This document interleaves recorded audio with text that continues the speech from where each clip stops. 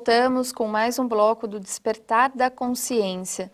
Sebastião, hoje você está confundindo as minhas ideias. Vamos devagar. Se tudo tem alma, como estávamos conversando no bloco anterior, quando eu estou comendo um alface, eu estou matando uma alma? Vamos ver. Aí como você falou que eu estava confundindo, eu sou primo do Chacrinha. E ele tinha um slogan, eu não vim para explicar, eu vim para confundir. É verdade. Mas vamos tentar explicar também.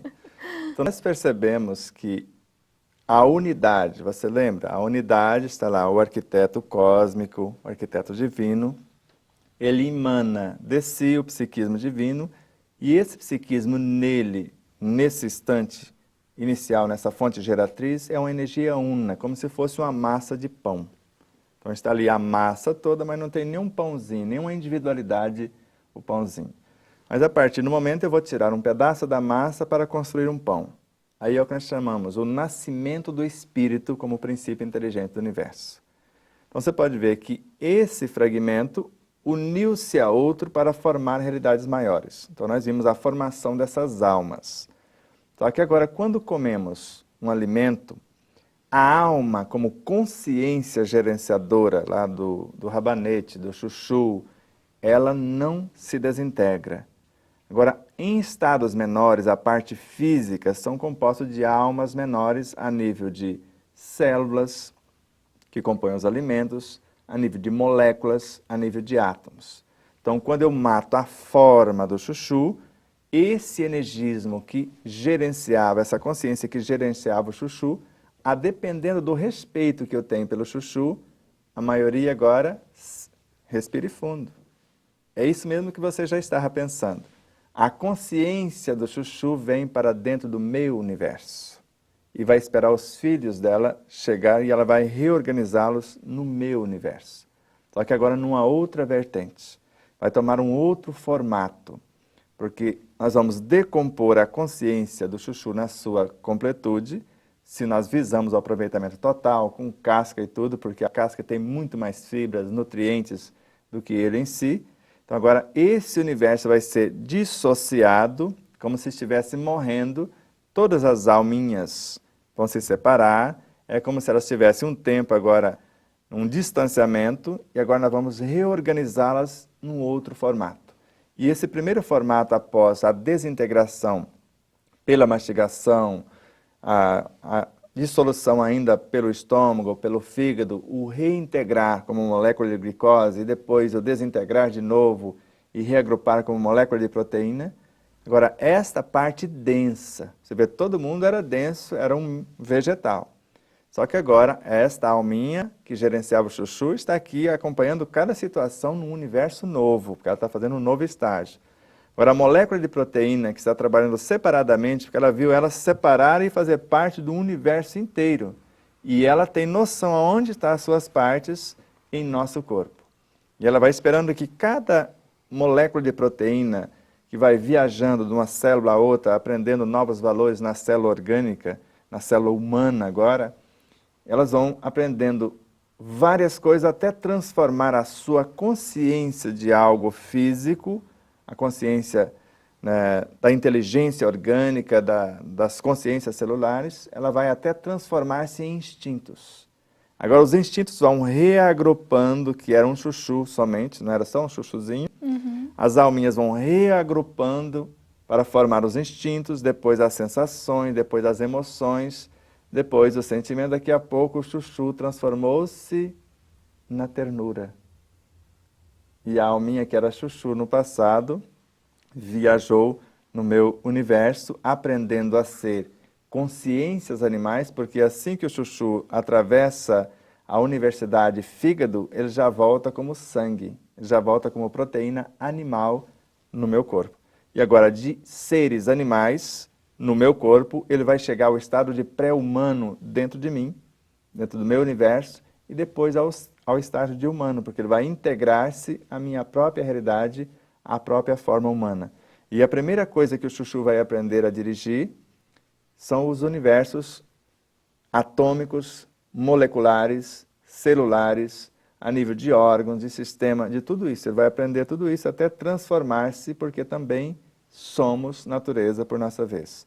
Mas esse papo é muito grandioso e daria incontáveis programas para entender essa escalada evolutiva dos elementos, porque a maioria pensa, mas a natureza, nós também somos natureza, nós somos uma síntese do cosmos. Sim. Tudo que existe lá fora existe cá.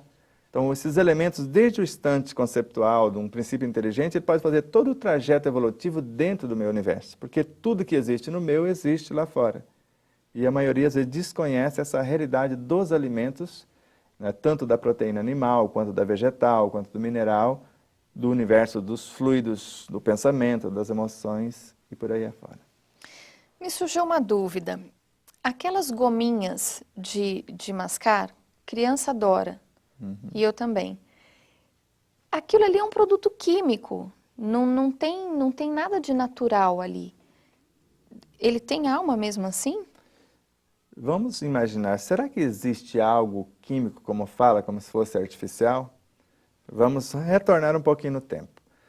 Essa gominha de mascar é feita de moléculas, no mínimo, porque células não tem, porque ela não é um ser orgânico. Mas ela é feita de moléculas, que são feitas de átomos. Os átomos são aglomerados de forças vivas, sejam eles artificiais ou naturais, se assim nós podemos dizer. São aglomerados de forças vivas que vieram do plano ou do reino mental.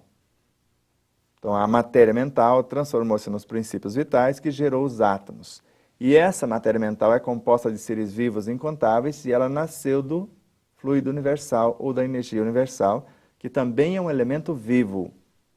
É um fluido vivo, tanto o mental quanto este de onde ele saiu.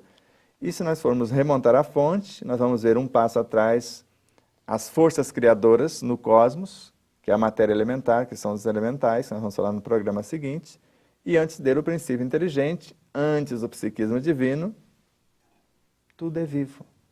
Então não é porque está na forma de uma gominha de mascar que não seja vivo e tenha os mesmos componentes de um alimento orgânico. Agora o que vai fazer a diferença, por que eu estou mascando chiclete? Só pelo sabor agradável? Se eu souber o que eu estou fazendo, eu posso ter às vezes uma coisa muito útil fazendo aquilo. Mas normalmente os fabricantes que criam essas realidades, criam com a intenção, na maioria, para nos viciar. Para mascar um chicletinho, daqui a pouco 2 ou 3 e etc. Exatamente. E tudo dentro de um equilíbrio tem o seu valor. Agora nós precisamos estar atentos para a nossa necessidade real. Não, o que eu quero mastigar? É um chiclete mesmo ou eu posso mastigar uma outra coisa? Por que não mastigar uma cenoura? Por exemplo, às vezes eu não necessito daquela energia do chiclete, às vezes o excesso de açúcar, isso ou aquilo. Mas eu posso mastigar uma cenoura crua, no caso de uma criança, que seria muito saudável, de 30, 60, 70 vezes, até dissolver, transformar tudo em líquido, porque nós não vamos extrair um líquido, né, que é mais a nossa saliva do que do chiclete em si, mas extrair todo o açúcar dali. Mas a cenoura também tem açúcar e é muito saborosa, né, essa doçura da cenoura. Um pedaço de maçã? Um pedaço de maçã, e eu posso escolher. Então, de preferência, já que eu gosto de mastigar bastante, eu escolho uma frutinha mais durinha para que eu possa me deliciar nesse contato. E é questão de hábito. Se nós ensinarmos aos nossos filhos recém-nascidos esses hábitos saudáveis, jamais eles vão ter necessidade de trazer elementos químicos, como nós falamos, que o nosso organismo não necessitaria. Porque se entendêssemos a quantidade de açúcar que tem num copo de refrigerante, a gente ficaria assombrado. E entendêssemos que aquele gás que põe é para disfarçar o nosso paladar, para não percebermos a quantidade do açúcar que tem, e às vezes nós não necessitamos daquela quantidade de açúcar, nada contra o refrigerante. Tudo em equilíbrio pode ser saudável. Agora eu preciso saber se eu necessito de tal ou qual coisa. E como eu deveria me comportar diante da alimentação de uma forma geral, para entender a minha realidade e necessidade e respeitar a natureza como um todo, já que tudo que existe tem a sua origem no mesmo elemento, seja ele chamado artificial ou natural. Sebastião, agora sobre proteção. Algumas pessoas dizem anjos da guarda, outros mentor. Quem são esses nossos protetores? Nós temos, de fato, esses protetores? Quer dizer, como se tivesse alguém de fora velando por nós. Isso! Eu também assustei quando eu vi isso pela primeira vez, porque eu achava que tinha um guia espiritual, no sentido de alguém que está cuidando de mim de fora para dentro, ou um anjo guardião. Depois, estudando um dos maiores teólogos espíritas que eu conheço no último século, Carlos Torres Pastorino, na obra Sabedoria do Evangelho, né, e em outras obras também, e eu percebi que o guardião, o mentor, o guia espiritual da personalidade é o Cristo interno, o que nós chamamos de self, de eu superior. Agora, o que eu tenho fora são parceiros para realizarmos a mesma tarefa. Então, quem está guardando a minha personalidade atual, a alma encarnada, é o meu Cristo interno. É com ele que eu vou ter o tete-a-tete, ali, se tiver alguma dificuldade, eu vou mergulhar para dentro de si, vou silenciar para ouvir o Deus que Jesus já falava. Quando fordes orar, entre para dentro do vosso aposento, feche as portas, quer dizer, esqueça os sentidos físicos, as portas dos sentidos físicos, silencie dentro do laboratório mental, que é um ambiente onde eu vou conversar com ele, eu vou até lá, ele baixa um tom e chega até lá para conversar comigo. Fale ao Deus em secreto, que em secreto te ouvirá. Agora, o que nós chamamos de anjo guardião, na realidade, são os nossos Cristos. E os guardiões desses Cristos são o que nós chamamos de Deus interno. Agora, se existe alguém para velar para o meu Deus interno, aí é um Cristo maior do qual eu faço parte. E se eu sou célula do corpo do Cristo a nível de planeta, esse seria. Mas dentro do corpo do Cristo, se eu sou uma célula, alguém é um órgão. E eu posso imaginar Joana de Ângeles, responsável por um órgão no corpo do Cristo, talvez eu estaria dentro dela, ela seria o meu guardião, o meu protetor, o meu guia espiritual. Porque cada guia da humanidade é responsável por um setor da natureza, um reino inteiro, uma parte desse reino, parte dos seres humanos, por exemplo. O guia protetor de nosso Brasil não é o que nós chamamos de anjo Ismael? E do planeta? Anjo Gabriel? Então nós vamos vendo esses guias ou anjos guardiões. Pegar mais detalhes no próximo bloco, então. Só mais um intervalo, a gente volta rapidinho.